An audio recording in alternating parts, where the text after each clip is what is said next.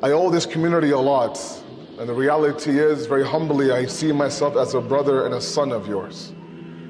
There are people in this room, back in the day of East End Madrasa, we used to pray Salat in the cafeteria of the high school.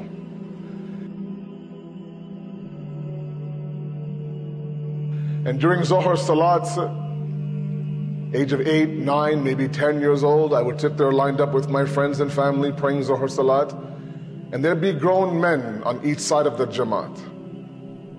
And they would sacrifice their fadilat, their salat on awwal waqt to ensure that my salat was accurate. So when I would stand, and if my feet weren't quite apart enough, they would come and they would place their foot in between my feet.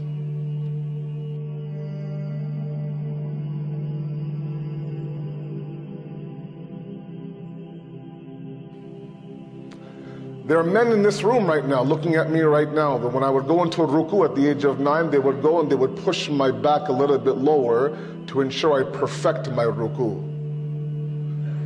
There are people in this room that when I go into sajda, can you imagine this grown man would go into sajda with me to check if all 7 parts of my body were on the ground properly. That I wasn't doing sujood like this, and he would flatten my palm to make sure my palm hits the ground. People who taught me alif bata, people taught me how to do wudu properly, would sit there in the bathroom and watch me to make sure I start up here and not down here. And so it's humbling for me to be here in front of a community that's given me so much.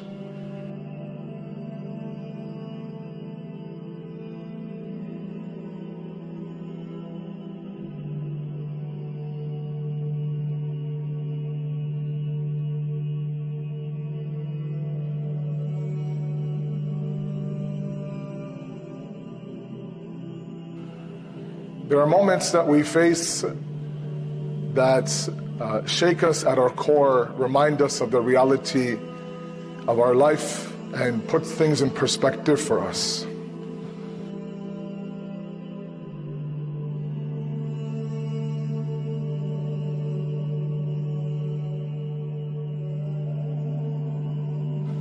And one of them is death. It's those things that are guaranteed. We all know that everyone has to face it, but yet when it comes, sometimes we are at a loss of what to do and what to say. We're in shock sometimes that the ones that we love the most are leaving us.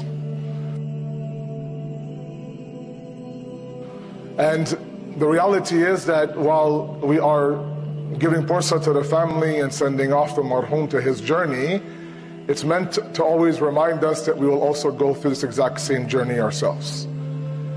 That our loved ones like this will gather like this, and they will recite Salatul Mayyat, and they'll remember us and they'll cry, and then they will bury us, and we'll move on, and they will move on. It's meant to jolt us, to remind us that this world is a temporary world, not to be attached to it, to realize that there is eternity now waiting for us. And sometimes it's important that we take lessons from the ones who we have left behind or who have moved on to another world.